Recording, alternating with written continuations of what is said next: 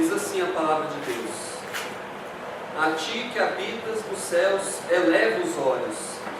Como os olhos dos servos estão fitos nas mãos dos seus senhores, e os olhos da serva na mão de sua senhora, assim os nossos olhos estão fitos no Senhor nosso Deus, até que se compadeça de nós.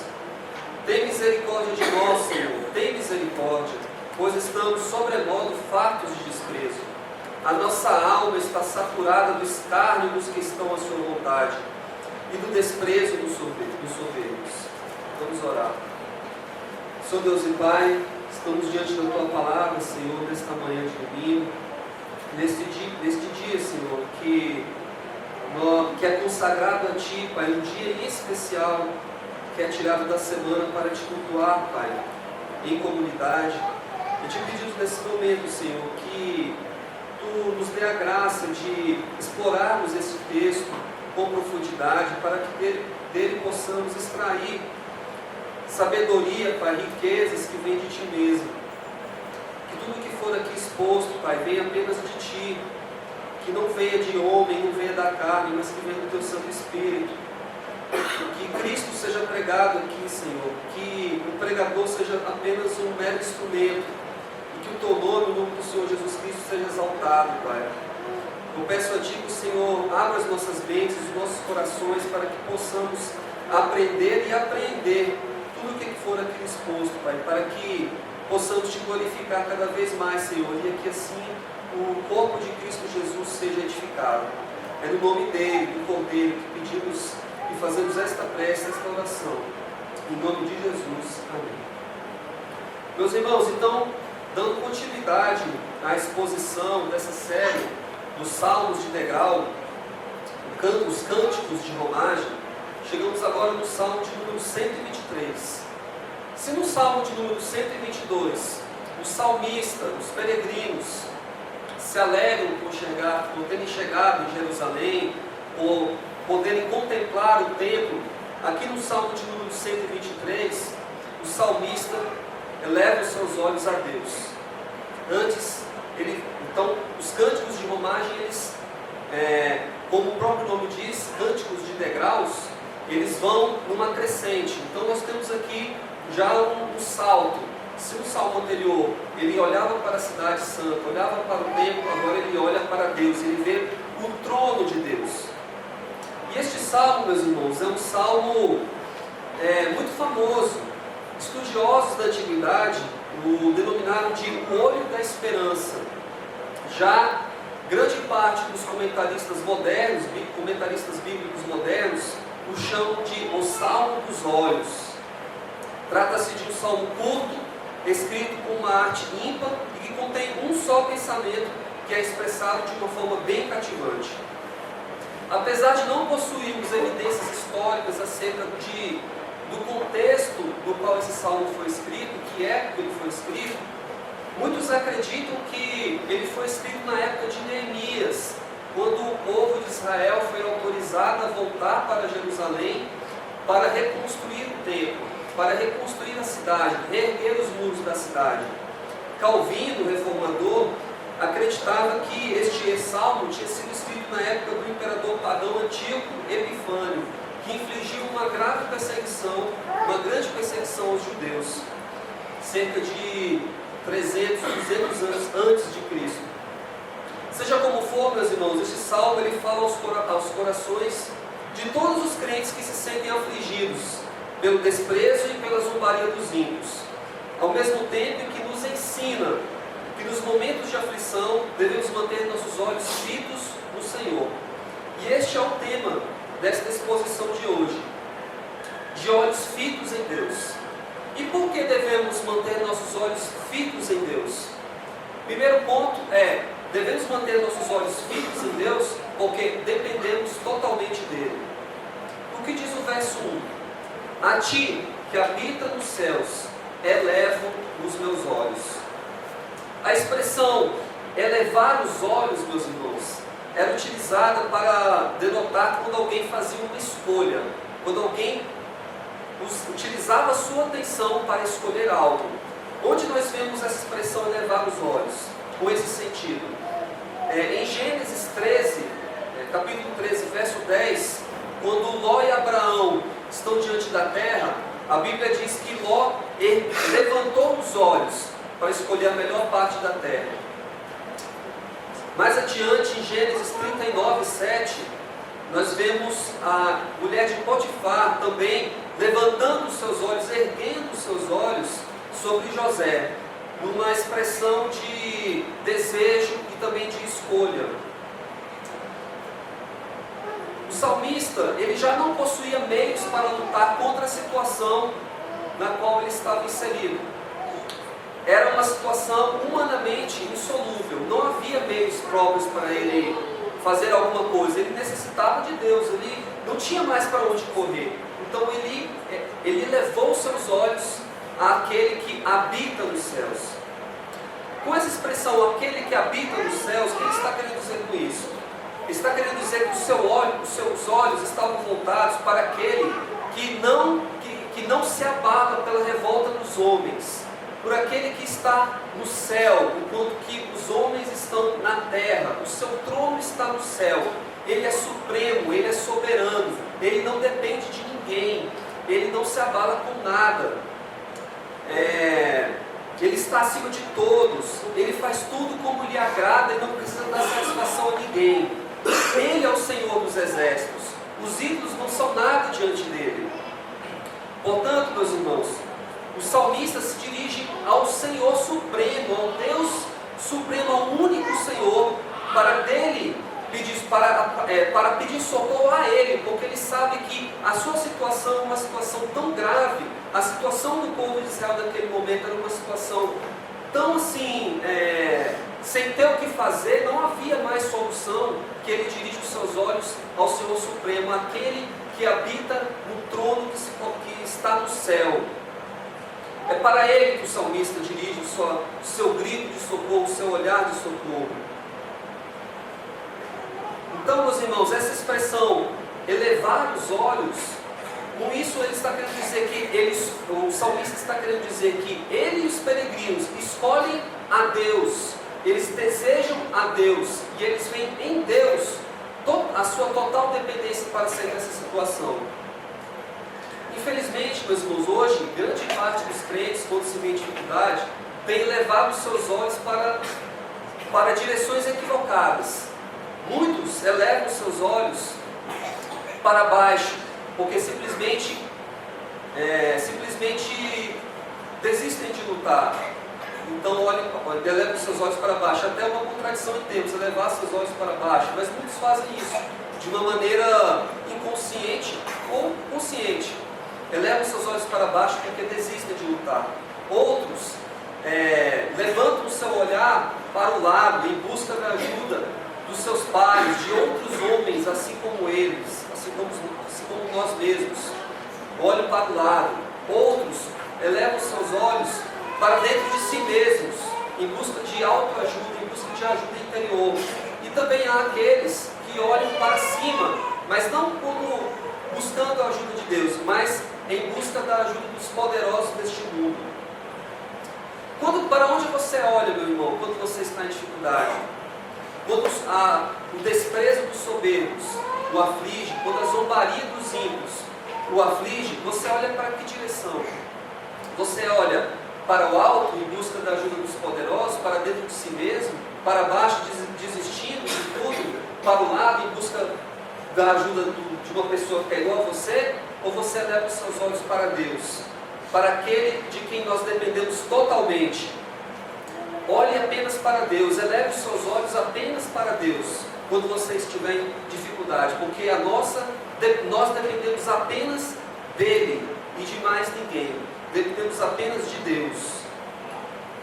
O segundo ponto, meus irmãos, por que devemos manter nossos olhos fitos em Deus? É porque Ele é o nosso Senhor. O que diz aqui o verso 2? Como os olhos dos servos estão fitos nas mãos dos seus senhores, e os olhos da serva na mão de sua senhora, assim os nossos olhos estão fitos no Senhor nosso Deus, até que se compadeça de nós. Não basta apenas olhar, o modo como se olha também é importante.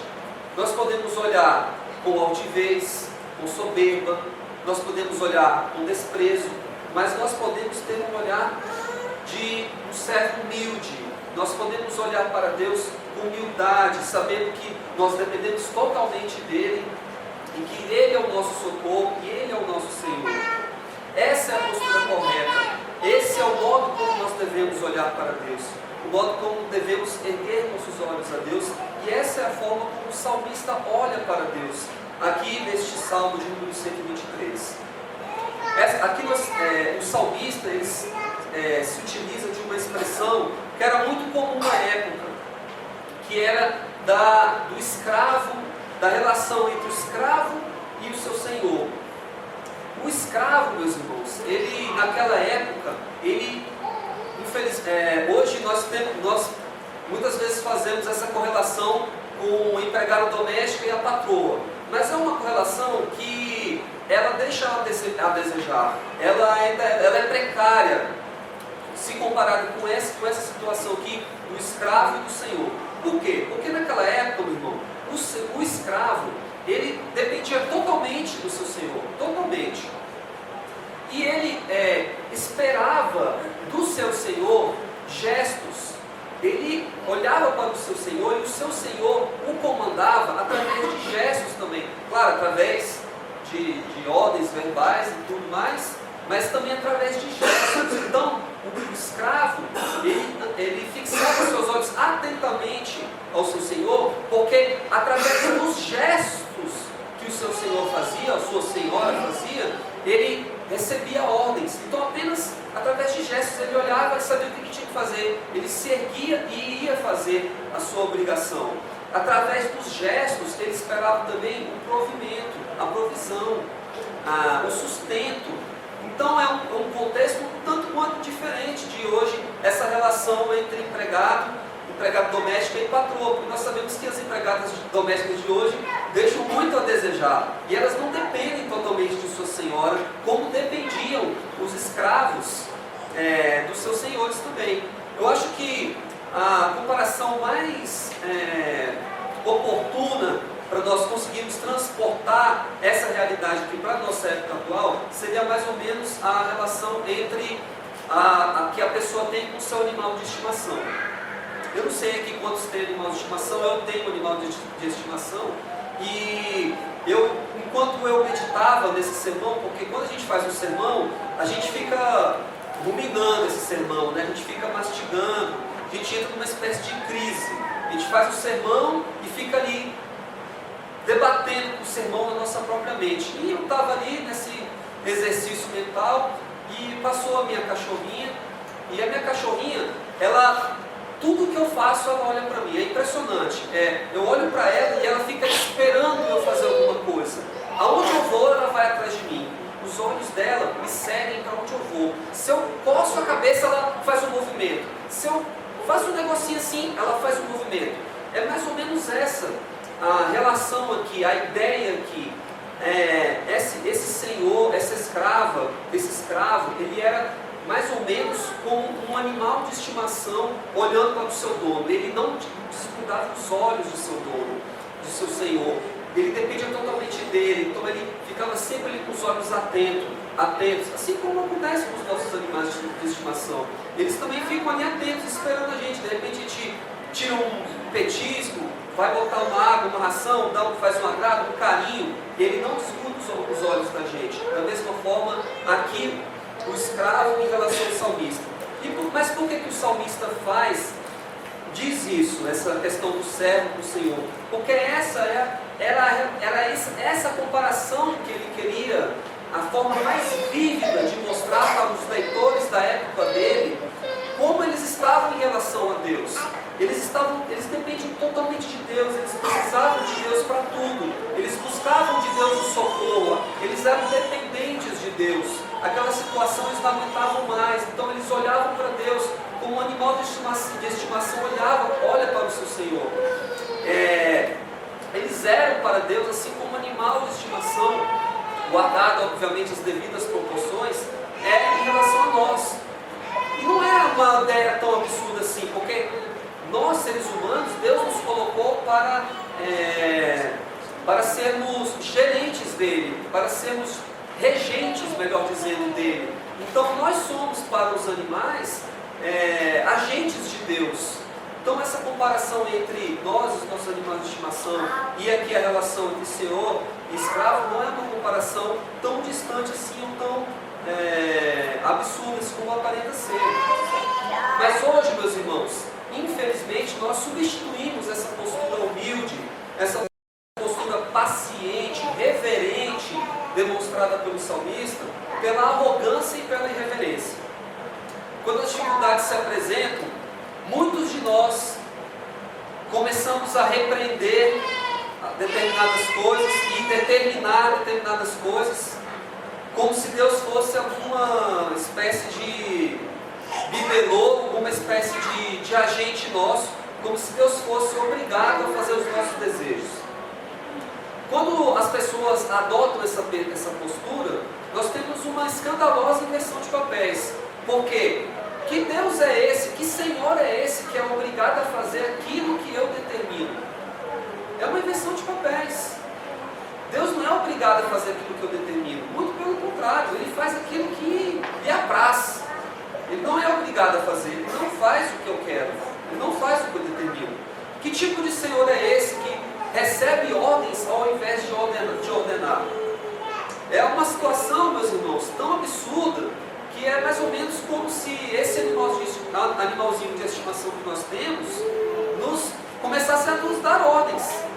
Já pensou aquele animalzinho que você tem, aquele cachorrinho, aquela gatinha, chegar para você e falar assim: Beltrano, vá lavar a louça. Beltrano, está na hora de tirar o lixo. Beltrano, põe a comida para mim no prato agora, aqui na vasilha aqui agora. E compra uma ração melhor, porque essa ração eu não estou gostando não. É mais ou menos isso. Você determinar para Deus o que Deus tem que fazer, você sai decretando coisas para lá e para cá. Que tipo de servo pretensioso é esse? Certamente, meus irmãos, não é o servo mostrado aqui no Salmo de número 123, que nos mostra como devemos agir diante de Deus. Uma postura humilde, uma postura de servo adorador, servo que sabe que não possui mérito algum, que depende completamente de Deus, que Deus é Senhor da sua vida. Essa é uma postura, meus irmãos, que nós vemos em Cristo Jesus.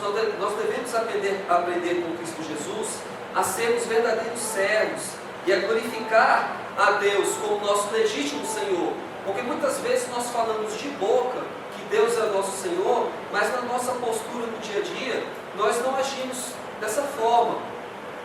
Quando Cristo estava na sua maior agonia essa tão grande que Ele chegou até a suar sangue, o que Cristo falou? Qual foi a postura de Cristo?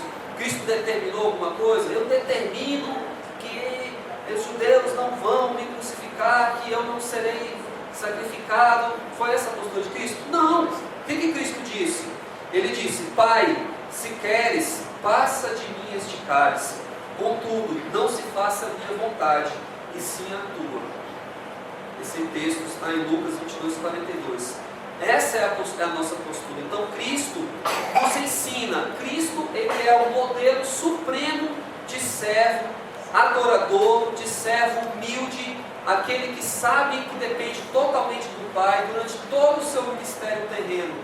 Ele demonstrou humildade, Ele que se esvaziou de sua glória, que é o Rei dos Reis, o Senhor dos Senhores, Deus de Deus, se submeteu à vontade do Pai voluntariamente, não foi obrigado a isso, mas por amor ao Pai, para glorificar o Pai, Ele se esvaziou de sua glória, foi humildemente um servo,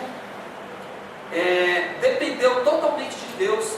Toda a sua caminhada aqui durante o seu ministério terreno, Ele glorificou o Pai. Seu objetivo era glorificar o Pai, não a Ele mesmo. E essa é a postura que nós devemos imitar de Cristo Jesus, que o salmista aqui no verso de número 123 profeticamente aponta para Cristo, e é a postura que nós devemos seguir. Deus é o nosso Senhor, Cristo é o nosso Senhor, por isso devemos manter nossos olhos fitos nele. E o terceiro ponto, meus irmãos, por que devemos manter nossos olhos fitos em Deus? É porque Ele é o nosso alívio.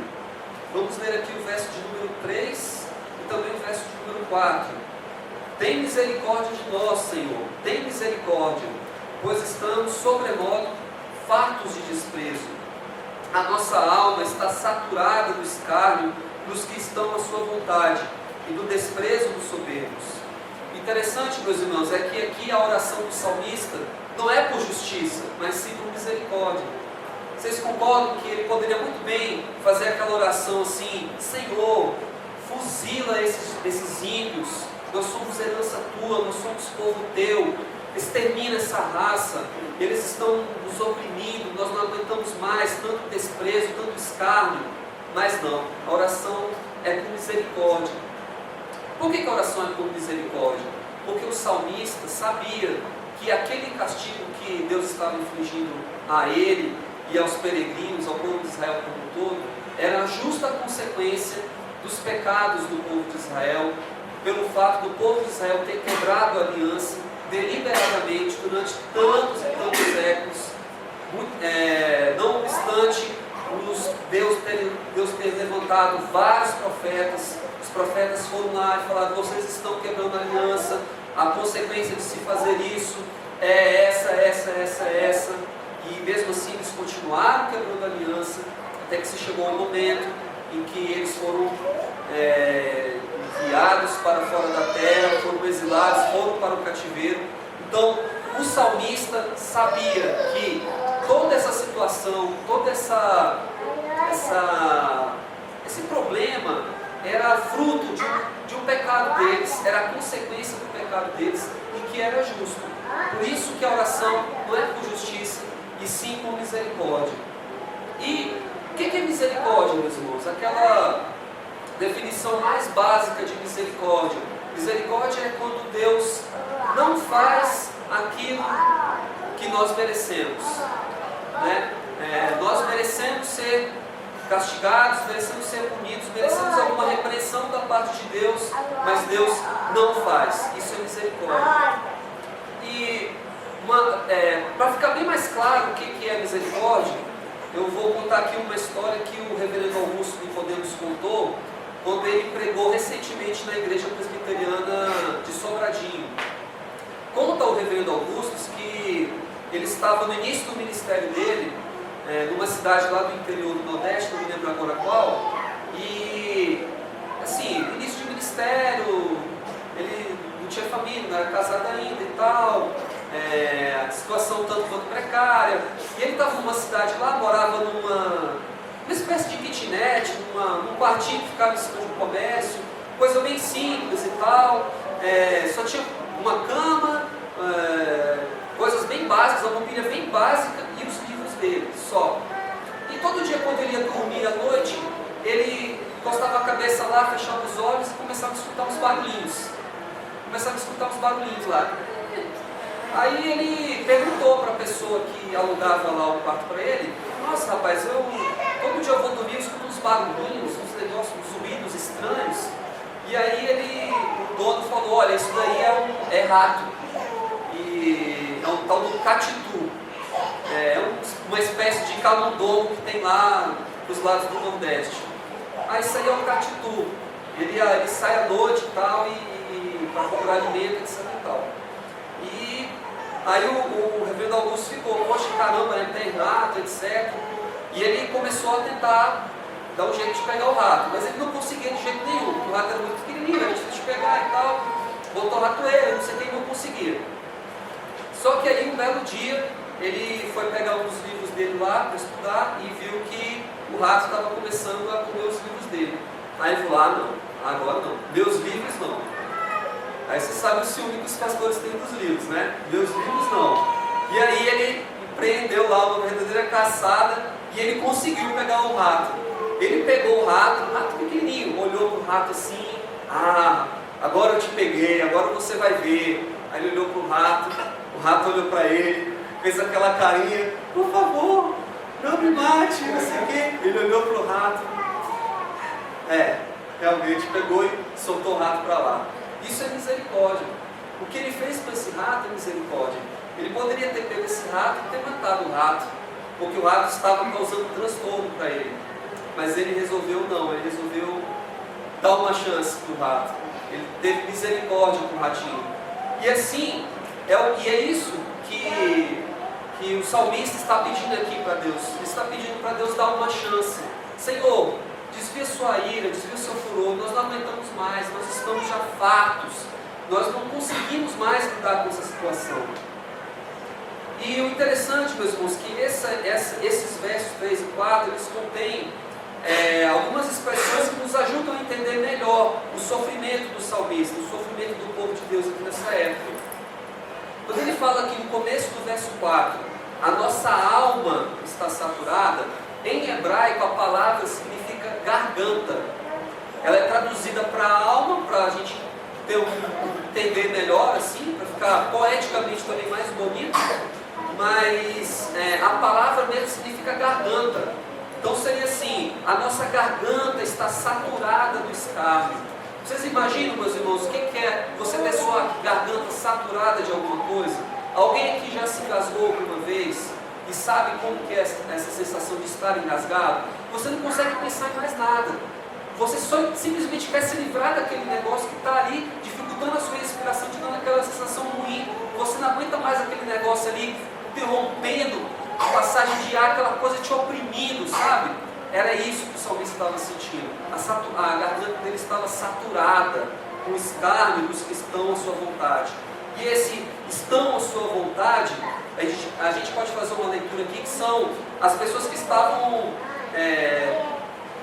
a sua vontade seriam as pessoas que estavam à vontade de Deus, né? Estão à sua vontade, né? À vontade de Deus. Mas não, esse estão à sua vontade significa estão à vontade deles mesmos.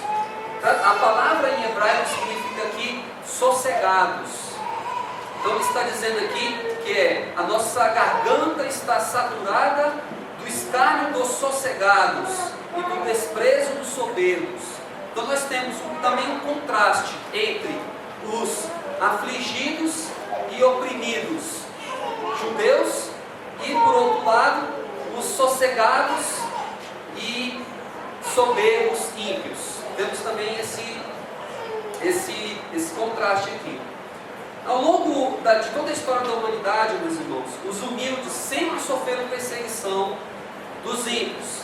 Se nós formos pegar desde o começo, Caim perseguiu Abel, os egípcios perseguiram os israelitas, Saul perseguiu Davi, os reis ricos de Israel perseguiram o remanescente que permaneceu fiel ao Senhor. O próprio Senhor Jesus Cristo foi perseguido durante seu ministério terreno, e ele é o exemplo máximo de perseguição que pode haver, porque em Cristo tudo chega ao seu ponto máximo, tudo culmina em Cristo. Então por que conosco seria diferente? Porque nós esperamos de alguma forma passar incólumes por esse mundo. Em João 15, 18 a 20, Cristo nos diz o seguinte: se o mundo vos odeia, sabei primeiro de que a vós outros, sabei que primeiro do que a vós outros me odiou a mim. Se vós fosseis do mundo, o mundo amaria o que era seu. Como, todavia, não sois do mundo, pelo contrário, dele vos escolhi, por isso o mundo vos odeia. Lembrai-vos da palavra que eu vos disse: não é o servo maior do que o seu senhor. Se me perseguiram a mim, também perseguirão a vós outros. Portanto, meus irmãos, o desprezo e o escárnio são inevitáveis, pois o mundo nos odeia. Se o mundo não te odeia, se o mundo não está odiando você, fique atento, porque você já está se conformando com o mundo e o mundo já não está reconhecendo em você alguém que porta a imagem do Senhor Jesus. Mas em Cristo, meus irmãos, nós alcançamos esse alívio tão almejado pelo salmista. Esse alívio não significa necessariamente nos vermos livres das situações que nos causam essa opressão, que nos deixa com essa sensação de que a nossa garganta está saturada por algo. Não significa necessariamente isso, esse alívio que Cristo nos traz. Pode ser também, mas não significa necessariamente isso. Na verdade, meus irmãos, o alívio que Cristo nos dá consiste no simples fato de estarmos nele. o simples fato de estarmos em Cristo nos dá o alívio. Por quê? Porque antes nós éramos inimigos de Deus. Nós estávamos em oposição a Deus. Nós merecíamos a ira de Deus. E agora em Cristo nos foi dado alívio de todas essas coisas. Por quê? Porque Cristo na cruz recebeu todo esse escárnio, toda essa opressão, todo esse desprezo, toda a zombaria que nós deveríamos receber. Ele recebeu em nosso lugar. Por isso ele é o nosso alívio. Por isso, meus irmãos, quando o salmista aqui no Salmo 123 clama por alívio, ele está apontando para aquele que traria alívio definitivo. E essa pessoa é Cristo Jesus. O salmista não possuía o privilégio que nós possuímos hoje de termos a revelação completa. Hoje nós temos a Bíblia, a revelação completa de Deus. Naquela época ele não tinha isso. Ele tinha o Pentateuco e estava ali, tinha já alguns salmos, e ele apontava profeticamente para aquele que traria alívio, que é Cristo Jesus. Então nós temos esse privilégio, nós temos o verdadeiro alívio. Muitas vezes nós achamos que quando aceitamos Jesus, muitos crentes, muitos neófitos, crentes novos, eles acreditam, alguém infelizmente passa essa ideia errada, de que quando a pessoa se torna cristã, quando ela aceita Jesus, ela não vai ter mais nenhum problema. Muito pelo contrário, meus irmãos. Os problemas vão começar a partir daí. Porque antes você andava pelo mundo de uma forma totalmente despretensiosa. Você fazia o que queria, você achava que ia para o céu. Eu vou para o céu, eu sou uma pessoa boa. Eu não mato, eu não roubo, eu não cometo adultério, eu não sou corrupto, eu respeito as leis de trânsito, e eu faço doações esporádicas aqui. Eu sou uma pessoa boa, eu vou para o céu. Nós andávamos dessa forma, nós achávamos que éramos bons. Quando nós aceitamos Cristo Jesus como nosso Senhor e Salvador, automaticamente ganhamos uma consciência da qual nós éramos desprovidos. Que consciência era essa? De que nós não temos mérito algum. Uma consciência de que nós, assim como o salmista, assim como todos os salmos dessa série, salmos de degraus, cânticos de romagem, nós somos peregrinos neste mundo. Nós não somos deste mundo. Assim como esse texto de João 15 que eu acabei de ler aqui, nós somos peregrinos neste mundo, nós estamos aqui de passagem. Nós estamos no mundo, mas não somos do mundo. E por isso o mundo nos odeia. E por isso, quando nós aceitamos Cristo Jesus, nós passamos a ter uma série de inconvenientes, uma série de problemas que nós não tínhamos antes. Então, o crente, a pessoa aceita Cristo Jesus achando que os problemas dela acabaram. Não, os seus problemas começaram. A começar de si mesmo. Você vai começar a ter um monte de questionamentos. Tudo que você vai fazer, você começa a pensar: será que isso está certo? Será que Cristo Jesus faria isso? Será que essa postura é uma postura que edifica o corpo de Cristo? Será que eu vou escandalizar alguém com isso que eu estou fazendo? Você começa a ter uma série de questionamentos que antes você não tinha. E as pessoas vão começar a te perseguir, as pessoas vão começar a te desprezar, as pessoas vão começar a te humilhar, a zombar de você. Essa, na verdade, é a situação esperada, se de fato você aceitou Cristo Jesus. Mas não devemos ficar tristes, não devemos ficar desanimados com isso. Na verdade, nós devemos exultar de estarmos nessa situação. Assim como Paulo e Silas exultavam na prisão, quando eles sofriam perseguições por pegar o Evangelho, eles exultavam. Por que eles exultavam? Porque eles sabiam que era um privilégio enorme ser preso, sofrer afrontas pelo nome de Cristo Jesus. E eles sabiam que isso não é nada perto do sofrimento de Cristo, absolutamente nada. Então, meus irmãos, Cristo é o nosso alívio. O salmista buscava alívio da parte de Deus. Nós hoje, nós já temos esse alívio. Nós já podemos desfrutar desse alívio. Alívio da ira de Deus, alívio das armadilhas do mundo, das armadilhas do inimigo de nossas almas. Alívio daquele que sofreu tudo que nós deveríamos sofrer. Concluindo, meus irmãos, em João 14:9, Cristo nos diz: quem me vê a mim, vê o Pai. Portanto, meus irmãos, se nós queremos ter os olhos fitos em Deus, devemos manter nossos olhos fitos em Cristo Jesus, nas Escrituras. As Escrituras contêm tudo que nós precisamos saber a respeito de Deus, a respeito de Cristo Jesus. Então, meus irmãos, se você está passando por algum momento de dificuldade, você está passando por algum momento de aflição, de desprezo, de escárnio, de zombaria, a sua garganta está saturada daquele desprezo, do escárnio dos ímpios, volte-se para a Escritura. Veja qual foi a postura de Cristo Jesus, aquele que sofreu. Foi o homem mais desprezado, o homem que sofreu o maior escárnio, porque ele não era simplesmente um homem, ele era Deus também. Ele sofreu toda a opressão, toda a zombaria que nós deveríamos sofrer. E parafraseando Isaías, meus irmãos, lembre-se que ele foi o mais desprezado e o mais rejeitado entre os homens. Homem de dores e que sabia o que é padecer. Lembre-se, meus irmãos, quando você estiver passando por momentos iguais a este que o povo de Deus passava no Salmo 123, lembre-se que Cristo foi ferido por Deus e oprimido pelos soberbos de sua época por nossa causa, mas ele não abriu a boca e foi levado como cordeiro ao matadouro.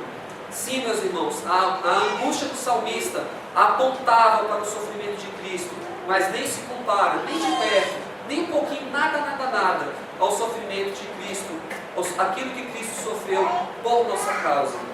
Que Deus nos ajude, meus irmãos, a mantermos nossos olhos fitos em Deus, fitos em Cristo Jesus, pois dependemos totalmente dele, pois ele é o nosso Senhor e também porque ele é o nosso alívio. A ele toda a glória.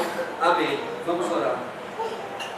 Senhor Deus e Pai, muito obrigado, Senhor, porque tivemos a oportunidade de expor o Salmo de número 123, esse Salmo, Pai, que fala tão fundo ao nosso coração. Nós te pedimos, Pai, que o Senhor nos ajude nos momentos de dificuldade, nos momentos em que estivermos sendo desprezados pelo mundo, Pai, a lutar, Pai, a não vacilarmos, Senhor, a não querermos perder a nossa identidade cristã, a não nos entregarmos, Senhor, e nos conformarmos, Pai, a este mundo por medo dos homens, por medo da opressão, Pai, mas que nestes momentos, Senhor, que certamente chegarão, se ainda não chegaram, nós possamos olhar para Ti, Pai, olhar para Cristo Jesus, sabedores, Pai, de que dependemos totalmente do Senhor, sabedores, Pai, de que o Senhor é o nosso dono, que nós somos Seus servos, Pai, nós somos propriedades Tua, nós somos o barro enquanto o Senhor é o oleiro, nós somos feitura de Suas mãos, Pai, e também sabedores, Pai, de que o nosso alívio vem só de Ti, de que o nosso alívio, Pai, foi proporcionado por Cristo Jesus. Ele é o nosso alívio. Nós temos alívio nele, Pai. E não alívio em coisas materiais, em coisas deste mundo, em qualquer coisa que seja, Pai. Nós te agradecemos, Pai, por Cristo ser o nosso alívio. Nós te agradecemos, Senhor, por esse dia de hoje, por nós termos aprendido aqui com este Salmo de número 123. Obrigado, Pai. Essa oração fazemos em nome de Cristo